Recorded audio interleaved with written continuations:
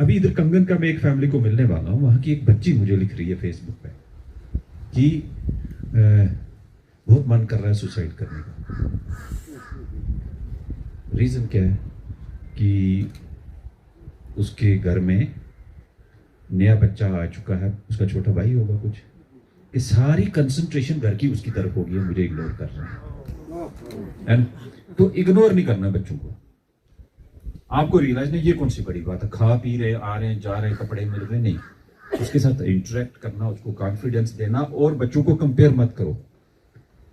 दो बच्चे हैं, उनको मत कंपेयर करो कि ये बड़ा तेज है और ये बड़ा बेकार है, ये नालायक है, ये इससे बढ़िया, ये इससे खूबसूरत है। वो डिप्रेशन का कारण है। पुलिसिंग एक ऐसा सब्जेक्ट है, जैसे आपने शेरशाह सूरी के साथ कंपेयर किया, तो ये सब्जेक्ट देखा जाए अंग्रेजों के टाइम पे अगर आप कंपेयर करेंगे तो इतने इलाके में 4 पुलिस वाले आते थे और मर्डर भी वर्कआउट हो जाते थे। फिर वो अपने स्किल्स यूज करते थे। ये सिंबॉलिक होता है। तो सोसाइटी के अंदर एक डॉक्टर है, एमबीबीएस या सर्जन, तो वो एक बॉडी को जज करता है, लेकिन पुलिस वाले को सोसाइटी का डॉक्टर माना जाता है कि क्या हो रहा है। आप कहेंगे ये कैसे? आपके घर में लड़ाई, बहू की, सास की, बेटे की, माँ की, पड़ोसी की, रिश्तेदारों की, पहले कहां रिपोर्ट होती है? पुलिस को होती है। तो हमें पता है क्या क्या हो रहा है किस घर में। तो सोशल सिस्टम में कितना हलचल है वो हमें पता है।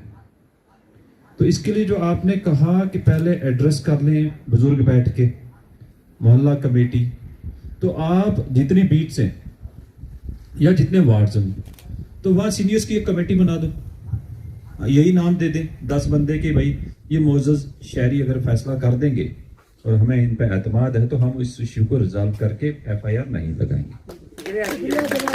बट वो उनकी जिम्मेवारी एक डॉक्यूमेंट बना दो। एक मोहल्ले से 7-8 लोग हैं और उनमें इसी तरह दूसरे मोहल्ले के, तो आपके पास 10-12 कमेटीज होनी चाहिए ताकि वो एड्रेस कर लें। तो कायदे से देखा जाए ये समरी ट्रायल है। अब इसके अंदर दिक्कत कहां होती है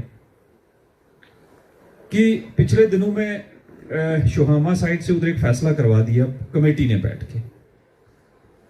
कमेटी ने फैसला यह किया कि वो लड़की उसी के पास रहेगी, तो ये उसको 3 लाख रुपए देगा।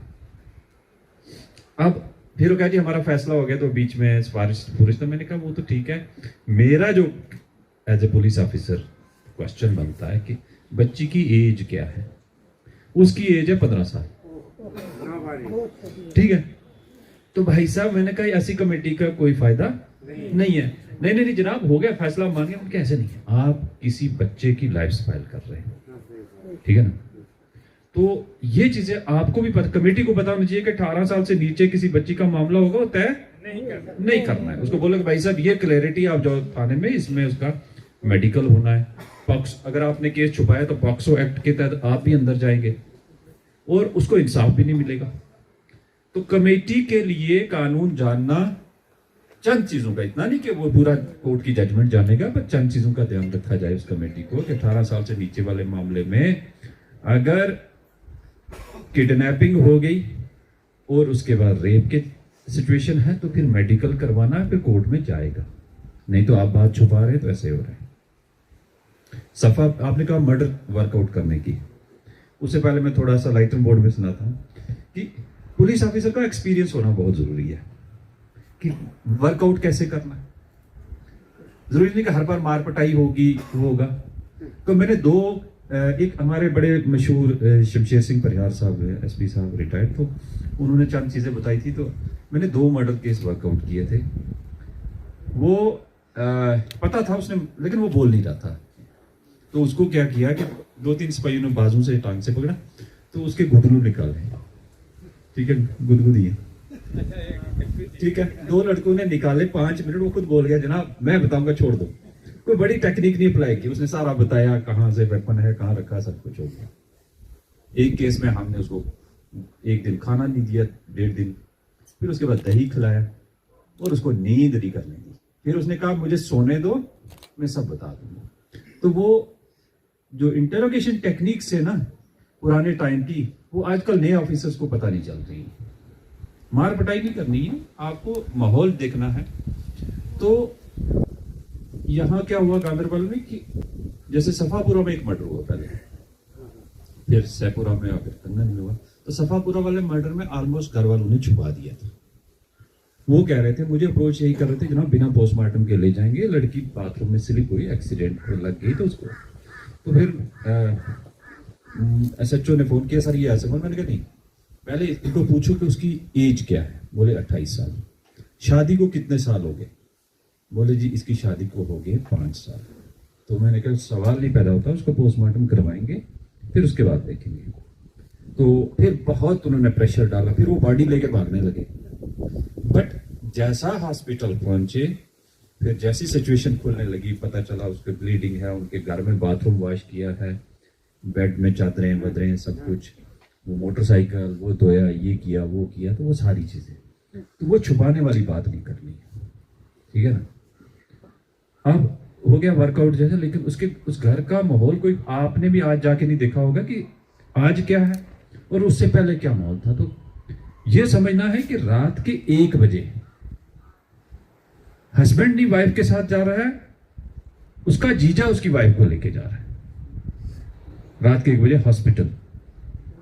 तो कहने का मतलब कि भाई साहब बहुत सारी चीजें ऐसी होती हैं जो अटपटी लगती हैं, ठीक है, उसका हस्बैंड जाए ना साथ में, ये वारदात नहीं होती।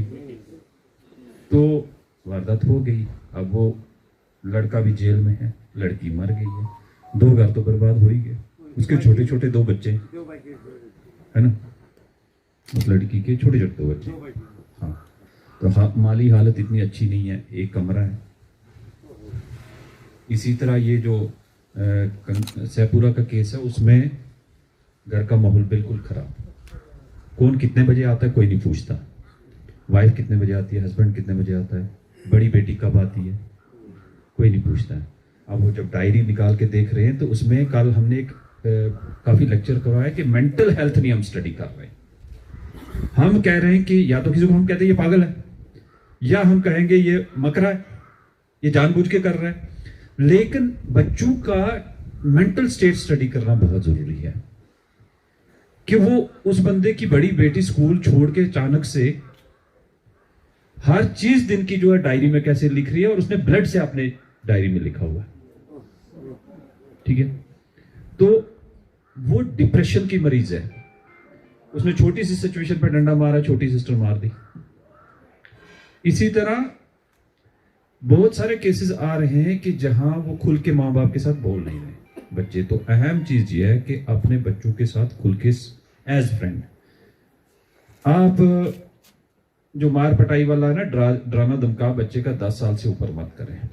10 से लेकर 20 साल के बीच की एज ग्रुप में like a friend discuss, issue resolve. गलतियां होती हैं, हमसे गलती हुई, आपसे भी हुई होगी, आने वाले भी करेंगे, बट उसमें पता नहीं चलता है, या तो दोस्तों की वजह से, या माहौल की वजह से, या सोशल मीडिया के इम्पैक्ट से। तो एज ए रिजल्ट क्या होता है कि हम उसको इस लेवल पे दे जाते हैं। हमारे घरों के जो बड़े बुजुर्ग हैं, जैसे आप हैं, हमारे बुजुर्ग हैं, घर में इस लेवल की सख्ती मत करो कि कोई बोले ना, आपके सामने बात ना डिस्कस करे। तो हैव डिस्कशन। तो बेस्ट प्लेटफॉर्म घर में जो आपका बच्चे का कॉन्फिडेंस लेवल, उसको बोलने दो, सुनो। अगर आप डांट देंगे तेरी हिम्मत कैसे हुई, तो वो फिर नहीं छुपाएगा, अल्टीमेटली डिप्रेशन होगा। अभी इधर कंगन का मैं एक फैमिली को मिलने वाला हूं, वहां की एक बच्ची मुझे लिख रही है फेसबुक पे कि बहुत मन कर रहा है सुसाइड करने का। रीजन क्या है कि उसके घर में नया बच्चा आ चुका है, उसका छोटा भाई होगा कुछ, कि सारी कंसंट्रेशन घर की उसकी तरफ होगी, मुझे इग्नोर कर रहे हैं। तो इग्नोर नहीं करना बच्चों को, आपको रियलाइज नहीं, ये कौन सी बड़ी बात है, खा पी रहे, आ रहे हैं, जा रहे हैं, कपड़े मिल रहे, नहीं, उसके साथ इंटरेक्ट करना, उसको कॉन्फिडेंस देना। और बच्चों को कंपेयर मत करो। 2 बच्चे हैं, उनको मत कंपेयर करो कि ये बड़ा तेज है और ये बड़ा बेकार है, ये नालायक है, ये इससे बढ़िया, ये इससे खूबसूरत है। वो डिप्रेशन का कारण है जो छोटी एज में। एप्रिशिएट, अच्छा काम बुरा काम, ठीक है ना, गिलास टूट जाए, बर्तन टूट जाए, टूटने दो, कोई नहीं बन जाएगा, इधर जिंदगी चली जाती है। तो घर के माहौल में हर घर में साइकोलॉजिकल ट्रीटमेंट की ज़रूरत है, तो उस पर काम करें। ये जो सोशल क्राइम है ये बहुत सारे वहीं कट जाएंगे।